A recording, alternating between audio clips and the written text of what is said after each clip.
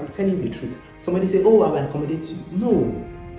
Why is the person even doing it for you for free? Because there's nothing in this life that is free.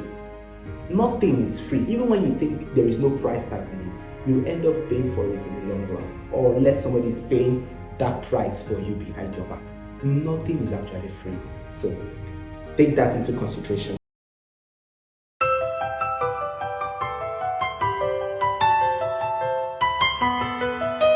Yeah, good day everyone. It's really been a very long time. So I was supposed to post a video today, but because of a series of questions people have been asking me, especially on my DM on Instagram, a lot of questions, people have been asking me those questions. So like, I want to relocate to Ghana. I don't know. I want to know what should I put my mind on, what are the things I should prepare for and all.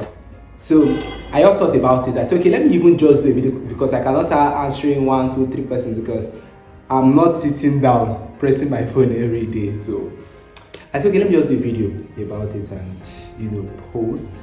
Then maybe later on I can now post that other video I wanted to post. So today the topic is the factors that you have to consider before relocating to Ghana.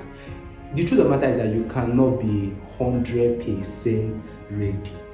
Yes, but these guidelines here are just going to, let me say you'll be 80% prepared before relocating. So one of the major factors that you have to consider before relocating to Ghana is job. It cannot be overemphasized, job.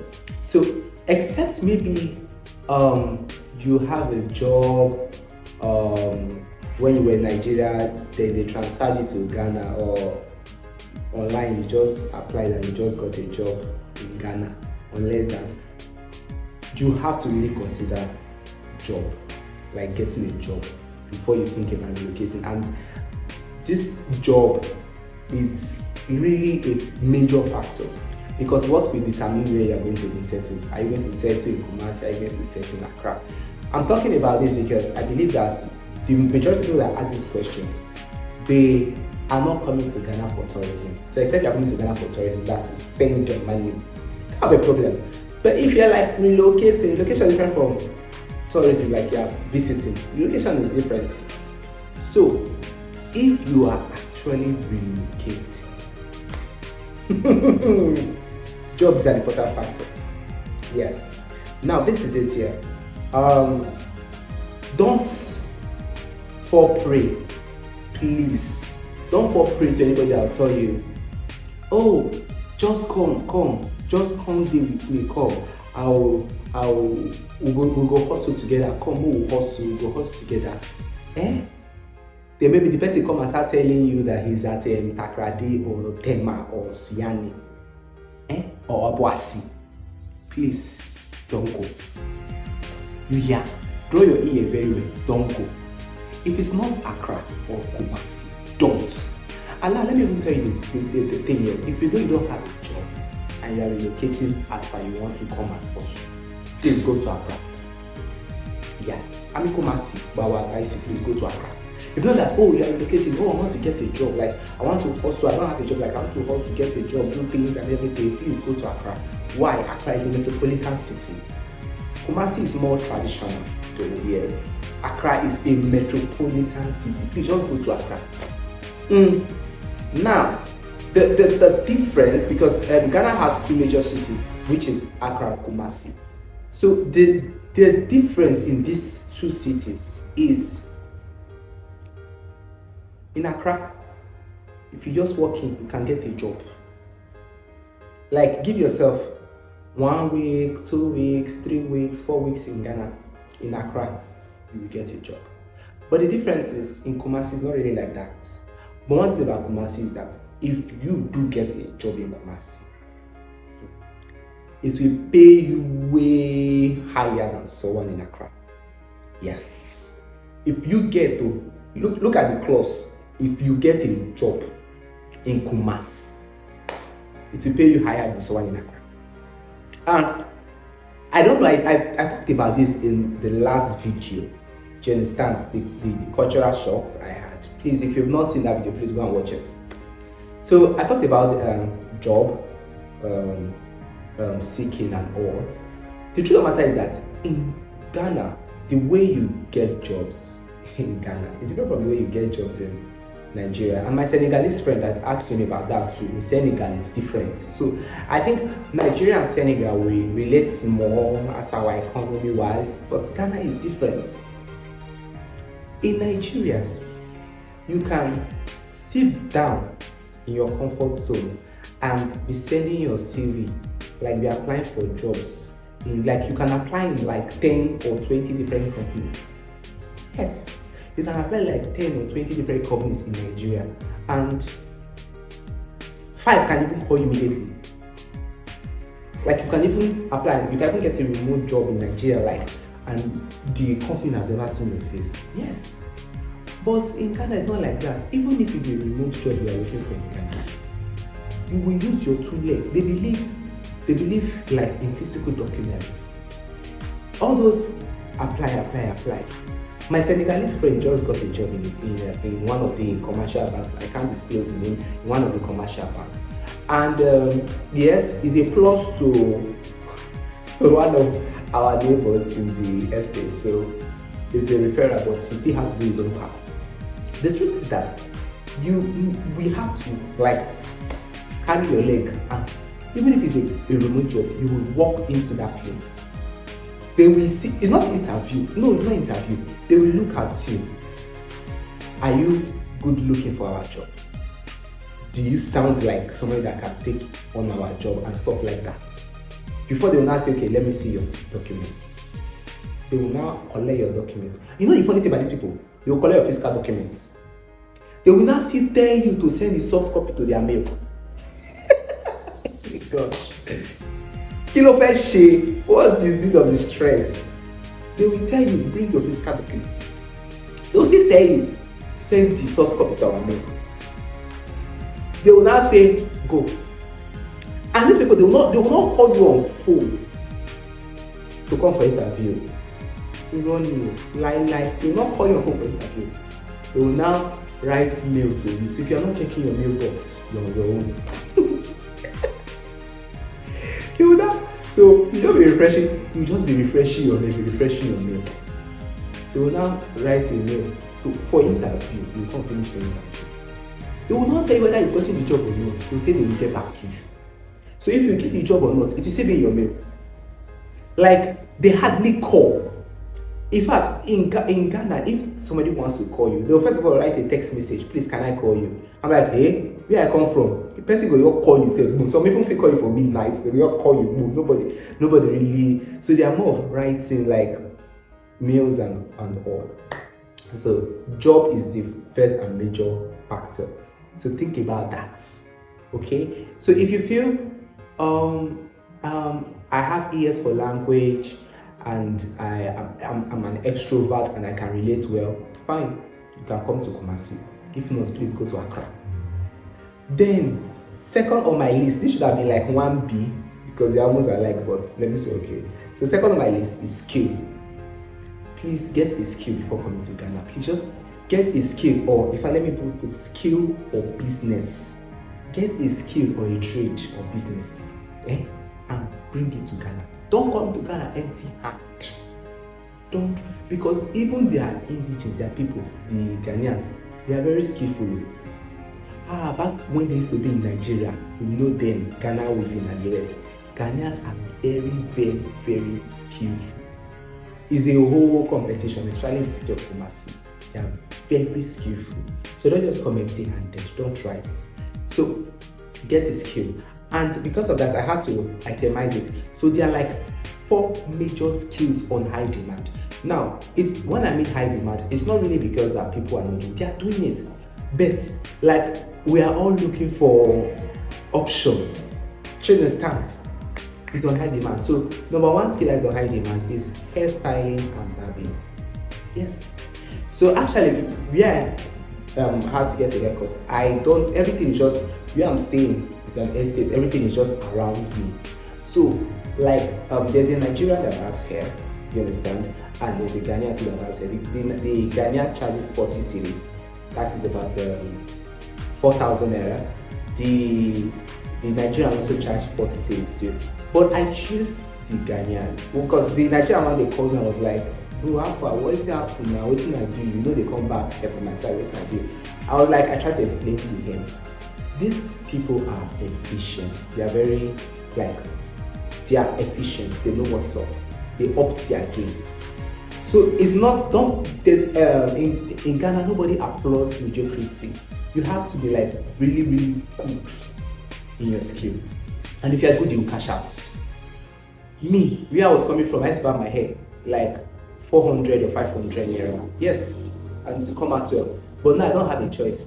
If you translate what I'm paying here, it's like 4,000 naira. Yes. So, but these people are, I saw the difference. It's good. I'm used to, if you want to buy my hair, you bring the clipper, then you put lighter, you put fire on the blade and everything. But their sterility is different. The way they sterilize your clipper is even different. I was not like, even when I was back here, I was like, bro, you never put fire. Everyone was laughing. Yes, I'm a village boy, yes. So everyone was laughing. So they have their own way of sterilizing their clipper. It's just strange and different. And they put extra care in whatever they are doing, especially in barbing of hair. Yes, they put extra care.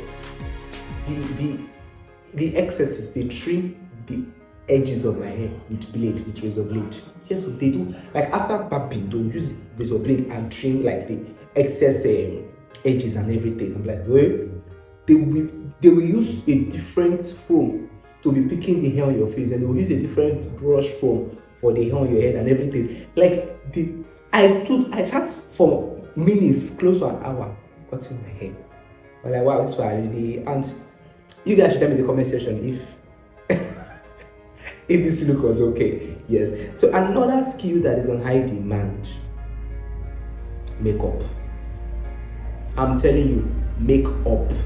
It's not so there's a church I actually worship. I'm a Christian, so there's a church I worship in. I met a friend in the church. She's Ethiopian, so she does makeup. And if you are doing makeup in Nigeria, ordinary face beat session, like walk into your studio to do makeup, and you are charging somebody less than $50, please run to Ghana. If you are charging somebody less than 50, it's not bridal makeup, not bridal makeup. If you are charging less than $50, run to Ghana. This girl charges, it's not as if she's the best, but she's really, really good. But it's not as if she's the best. So like, she came here and she just looks like it's a gnome, so she has to even hyper price and up her game. She charges $50. Like somebody just walk into her studio and say, oh please, I want to do makeup, today is my birthday, so I want to just do makeup, so I can take a picture. Or I want to do makeup, I'm going for somebody's birthday or wedding, whatever, kiniko, $50. Bridal makeup, she's charging from $300 to $400. $300 to $400. And you are allowing your skill waste. If you are charging less than that in Nigeria, please run to. So makeup. Number 3, skill that is on high demand. Painter. Please, if you can paint, come. Painter. It sounds funny, but if somebody ever told me that I will paint, I will not believe. Now, the reason why this one is even on high demand is not because of competition. Nobody is doing it, especially in the city of Kumasi, because everybody in this city is forming to be one politician child. Oh, I'm the daughter of a mayor, I'm the son of a mayor, I'm the daughter of an assembly member, I'm the son of an assembly member, I'm royalty. So nobody's doing anything for themselves. Please, painter. Somebody actually paid me. I'm not going to talk about the amount, but I used to offsetting some bills. She was like, oh please. She stays in the estate, so she's also a foreigner. So I saw that she was just always looking up and down. She was always looking up and down for this one, where she will get this, where she will get utensils and blah blah blah blah blah. So she's like, oh, she wants to paint her own blah blah blah blah blah blah. I was like, okay. It was like, oh, that's a painter. The painter she called at Kenyasi, it's only in Kumasi, Kenyasi. The painter told her that he's going to charge her $1,000. say what? For what? For, it's not as if her own apartment is not even a one-bedroom flat. No, it's a condo apartment, a second. She was saying they are to paint it I did not. It was as if I didn't hear $1,000. Auntie, which color do you want? Let me paint it. So yes, painting. If you can paint, and let me know like to issue. In the buying, in one minute, na the wall. A team is the ball safe, or just now so feeling. A team is both all. Do you understand? So I beg, if you can paint, run down and come. Then the last skill on my list is not as if that is all for the skills. There are other skills you can do, but the last skill on my list is food venturing. Now, this skill is not really common. It's not really patronized in Accra. It's mostly in Kumasi. Like I said, the people of this city, Accra is more of a metropolitan city, you understand? But the people of Kumasi, everybody's claiming a politician child or royalty, so nobody's doing anything for themselves. So food venturing, if you can cook, I don't mean you know how to just put spices and everything on. Good food. If you can cook, you're going to cash out big time. So I don't want to talk about that because of time. Then number 3, the third thing you should consider before relocating to Ghana is accommodation. And I want to say this: the place you find an accommodation will determine your lifestyle in Ghana, how you're going to be operating in Ghana. It will tell you a whole lot of things. If you get a wrong accommodation, trust me, you'll be frustrated for a very long time. And if you get the right accommodation, you will be happy for a very, very long time. Now, somebody telling you, just come. Let me tell you something, let me be honest with you, let me be blunt on this one. Before I came here to Ghana, a lot of people were telling me that I should not bother about coming to paying house rent, and I should just come to Ghana and handle it. But I come where I pay. Person, I know one door, I open her like this. I say, I know people come Ghana and become the new person face, new person come use me talk carpet. Guy, when I was at Kumasi Airport, I told you the whole story in my last video. I met this Senegalese friend and all. We're heading to the same route. So I already plot my graph and everything, did my proper research before coming here. I've noticed something: if you're going to a new place, always make sure, especially if you can pay, if the landlord is able to collect 4 months or 6 months, it will be better for you. Pay for an accommodation in the city center. Stop going far. Pay in the city center, so you can be able to access things. You don't know what can happen tomorrow. You need to access a health facility, access a market, access jobs, access transportation, the transport system well, access a whole lot of things, and able to integrate well in the society. So my Senegalese friend had somebody that was going to accommodate him. He was going so far, somewhere at Petit. So I collected his number because we both use the same Uber from the airport. So a few days later, he was like, where he is, it's looking like he's not knowing that how am I able to integrate and everything. I just told him, if you have money, please come to this estate and stay with the city center. And since he came, he has never regretted it. He's the one who even got a job in the bank. I don't want to call the name of the bank. So he got a job and everything, and he's able to, like, things. I'm not saying that it's cheap, no, but it's a price you have to pay to be able to integrate well in the society, so that you don't end up allowing your weeks to waste in the name of relocation. Yes. So, and don't rush into every free accommodation. I'm telling you the truth. Somebody say, oh, I will accommodate you. No. Why is the person even doing it for you for free? Because there's nothing in this life that is free. Nothing is free. Even when you think there is no price tag on it, you end up paying for it in the long run, or unless somebody is paying that price for you behind your back. Nothing is actually free. So take that into consideration. The fourth one is loneliness. Now, whether you're relocating to Ghana, or you're relocating to UK, Canada, Australia, Even if you are relocating to what's this latest one now? People are relocating to China and Serbia. It's the same thing. You are leaving your home, you are leaving your comfort, you are leaving your family. It will be lonely. I'm telling you the truth. Because you are coming into a society where you do not do your university education. You do not do your secondary education. You are not from there. Nobody knows you. You are just coming in.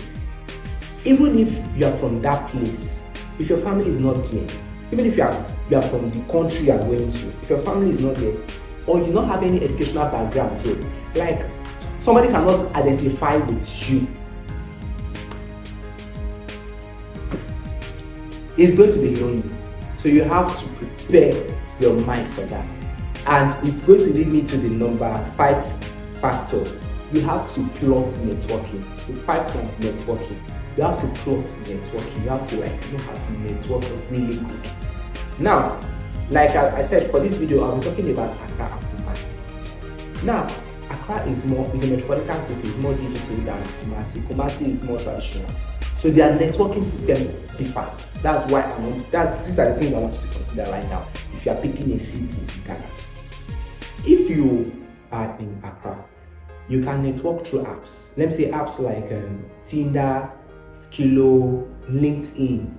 Do you understand? You can use these apps to network. Because in Accra, if you tell somebody, oh, I met someone on Tinder, I met someone like on Skillo, I met somebody on LinkedIn, you're like, oh, wow, nice. So he's your friend, you know him. But if you come to Kumasi and you tell somebody that, oh, I met this person on Skillo, or I met this person on Tinder, they're like, it ends there. They won't have another conversation with you because they'll be like, you met this person, that means you don't even really know this person. That's the way they'll conclude. Do you understand? So they don't really believe in networking on social media. So Kumasi networking is more of a traditional. So you have to be like me. When I was in Nigeria, I'm an extrovert. But coming here, I have to be like an extra extrovert. Yes. Because, so coming here, you have to really, really, really be intentional. Just be intentional. So my neighbors always like, oh, Omo Naija, you are very loud. I say, yes, so in Nigeria, as long as they say, notice me, it pays here. You have to be noticed. So that people can say, oh, I know this person.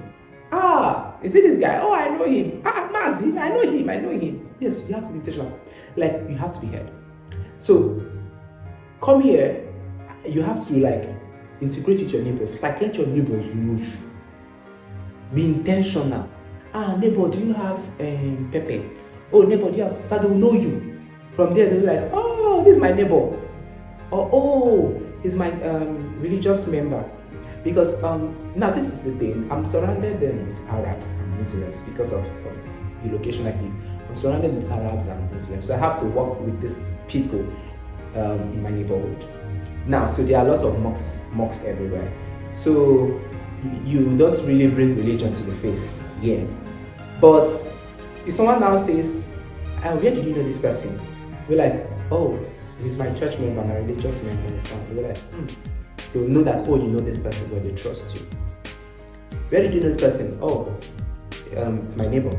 Or where do you know this person? Oh, we work in the same place. They will trust you. Where do you know this person?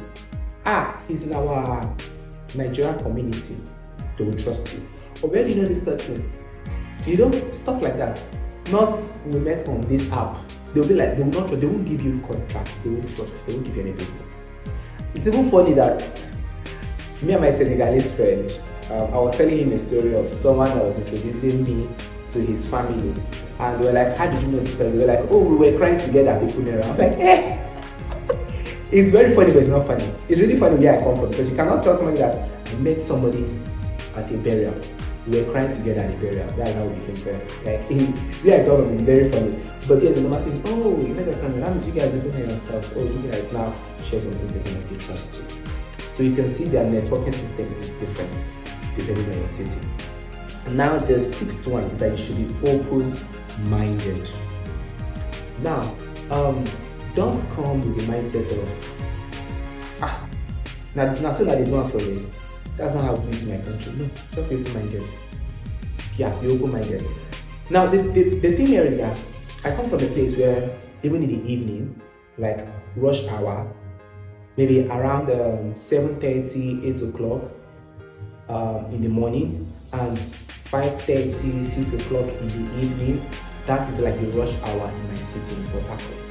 So getting into a public vehicle, there's always like you rush, like you struggle to enter the bus or struggle to enter a taxi. Like as the taxi the taxi never even park, as they come, now they rush.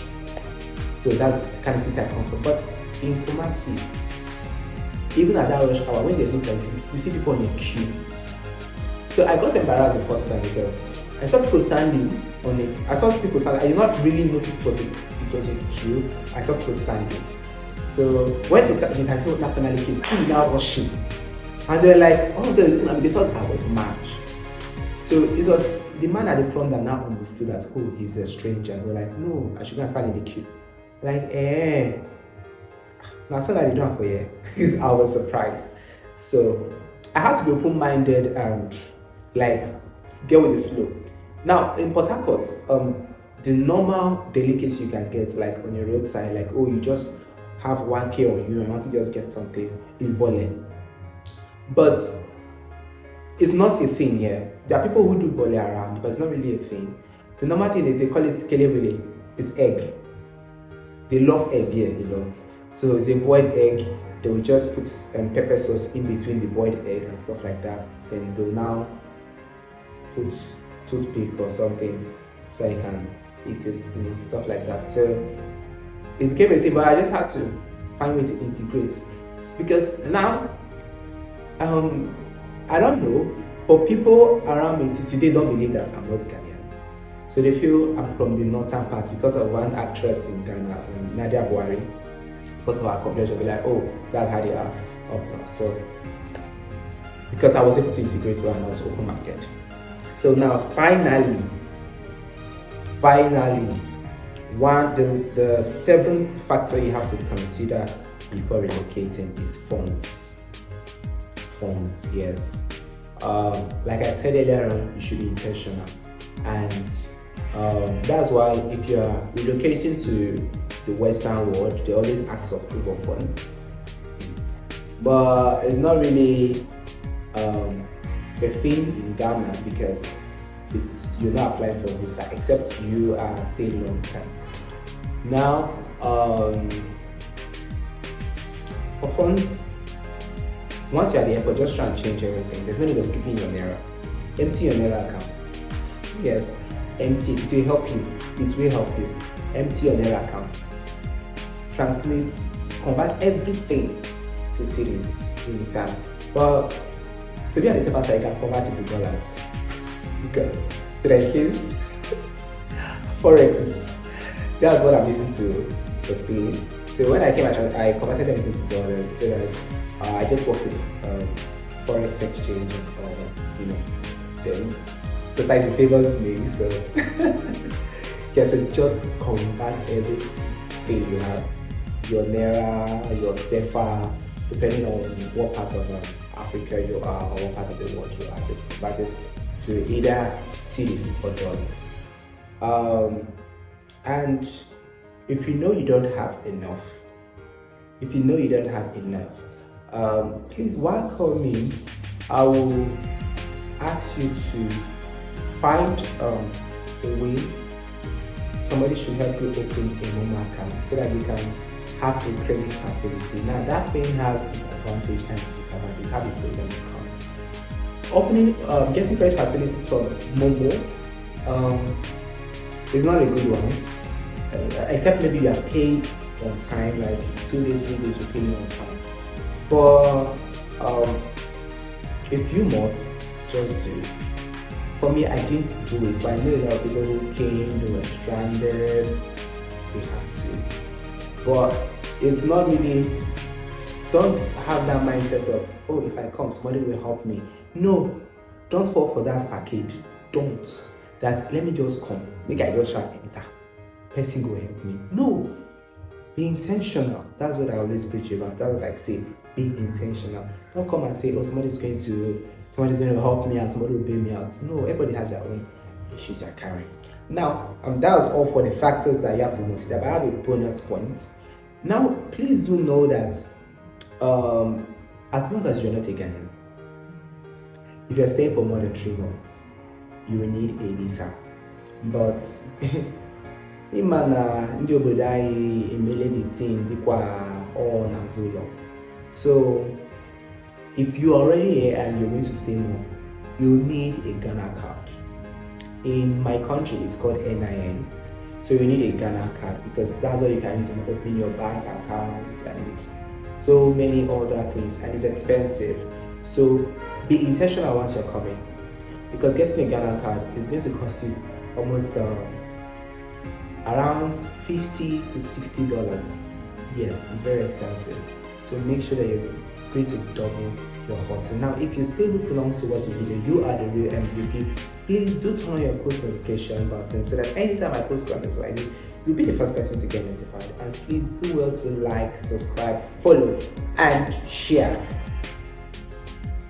Till then, let us say.